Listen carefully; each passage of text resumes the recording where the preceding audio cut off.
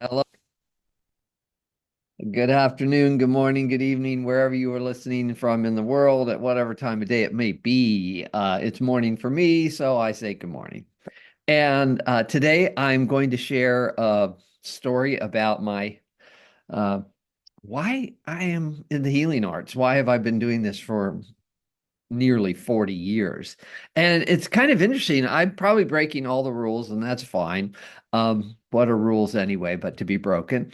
But this story goes back to when I was 18 years old and in college, and I basically was a research assistant for my psychology professor, who was also my, what do they call those guys? Sponsor or whatever. Anyway, he was my advisor. And I was a research assistant and I assisted a conference that he was doing. He was publishing a book. And there was a 2-day conference. There were 8 chapters and eight facilitators or contributors to the book. And each of them had contributed a chapter to this 8-chapter book on speech comprehension. Um, yeah, interesting world. Anyway, the first day was very exciting, and I was 18 years old, and I was just so excited to be rubbing shoulders with all these intelligentsia. And high level university, really power brokers and all that. And then of course there was a party that night. And I remember talking with my professor's wife, and I was a little nervous about meeting all these highfalutin people. And she said, they put their pants on one leg at a time, just like the rest of us. Just remember that. And I thought, that's an interesting piece of advice. Anyway, it was quite a party, and my professor and I used to smoke pot together. Anyway, this was really fun, exciting for me as an 18-year-old to be hanging out with a 40-something dude who also smoked pot, and we'd get stoned and laugh and have a good time. Anyway, there I was, and we partied. We partied like crazy, and I got so stinking drunk, I can't even tell you. And there I was walking home at 1 a.m. with a graduate student who was also in the facility, in the program, in the uh, department. And as we were walking home, it was about a 20-minute, half-hour walk, college campus kind of feeling, I'd said to him, I'm so excited. This is so much fun. I'm going to go down to the research lab and I'm going to do some research tonight. And he just kind of chuckled. Anyway, next thing I knew, I woke up in the emergency room.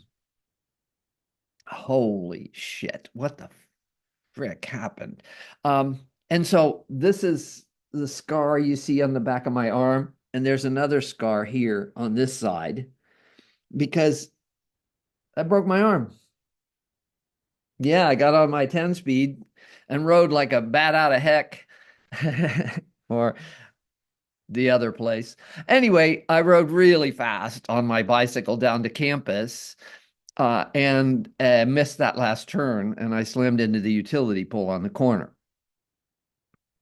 Now, you may think that this happened at 1:30 in the morning, but the truth is it happened the next morning at 9 a.m. because I didn't go to the lab that night to do research. I went home, went to bed, woke up hungover, and I had 10 minutes to get my act together to get to the second day of the conference. And one could imagine that I was under a little bit of duress and distress. So, 5 minutes till 9, I got on my bicycle to make a 10-minute ride in 5 minutes. And that's when I hit the utility pole and ended up with the broken arm. This was my helmet, by the way. Of course, back in those days, we weren't required to wear helmets on bicycle rides. And I never wore a helmet. But this arm became my helmet. And so I have a rip in this ear.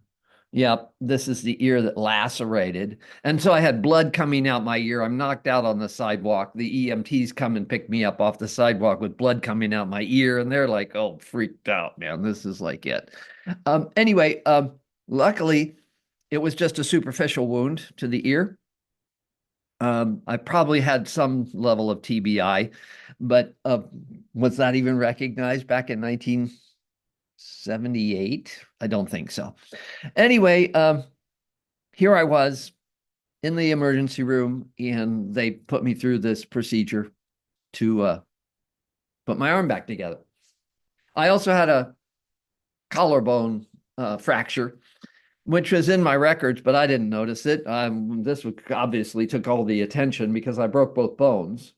You can still see the two little bumps. They may rise up. There they are. Two bumps on my forearm there. Two little bumps. That's where the impact on the uh, utility pole was.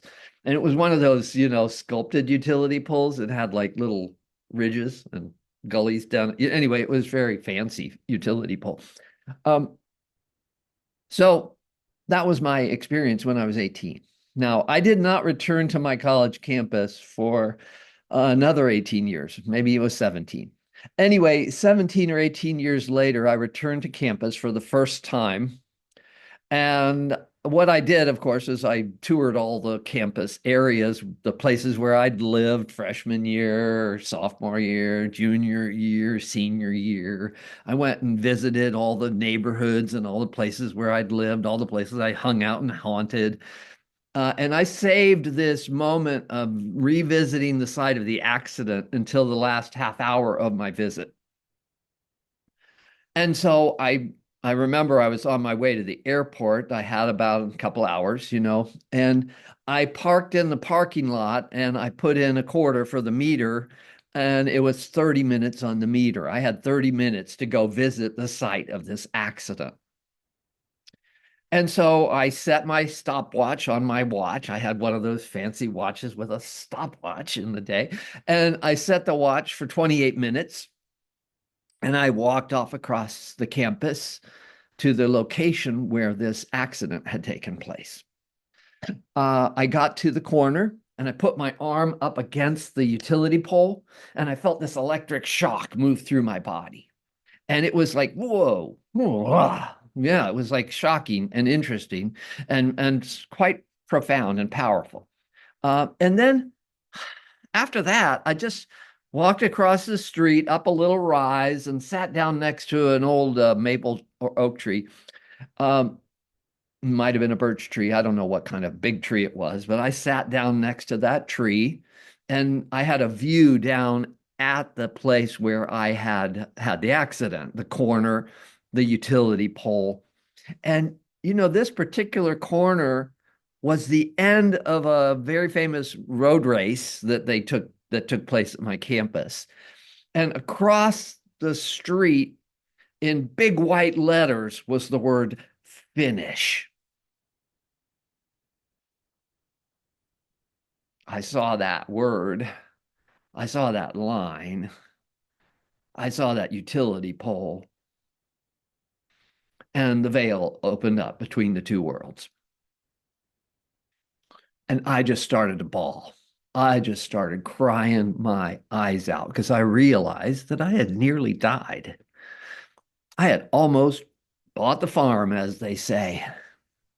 And people are walking by. It's a Sunday afternoon. This is a college campus. There's lots of people around, but it seemed like nobody saw me. And I just cried and cried and cried. And I thought, oh my gosh, is this going on forever? It just felt like eternity in that moment of the tears that flowed out of me. And so I realized the meter's running. I got to get to my plane. I better kind of pull it together. And so I did. I slowly came out of that tear moment and I looked at my stopwatch and only 2 minutes had gone by. 2 minutes. That's all. But the whole world opened up in that time. A whole eternity opened up in those 2 minutes. I saw my whole life. And this isn't like life flash before your eyes kind of stuff. It was just like, I nearly died in this moment. So I picked myself up from that 2-minute cry that opened up all those worlds. And I walked myself back across the campus and I got in my car. There was still a couple minutes left on the meter. I drove off to the airport and flew away. So I think that 2 minutes of crying where I reconciled and balanced what had been 18 years in the making. In that 2 minutes, it all coalesced. And this was at the beginning of my shiatsu healing arts career. And so I want to say that that was probably the foundational reason why I do what I do, why I've been in the healing arts for nearly 40 years. It's based on this early experience of a profound healing moment. And the tears that opened up that were cathartic and clearing and registered and released from me would have been years of sorrow, regrets, resentments, etc. So that's the story I wanted to share with you today. And I hope you have a beautiful day and enjoy whatever life brings your way.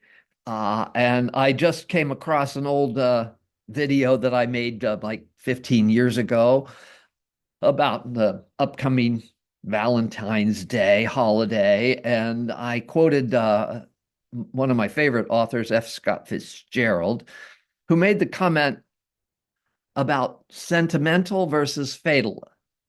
And a fatalist will enter a romance and know that it's going to end badly. And a sentimentalist will enter a romance and really believe that everything works out.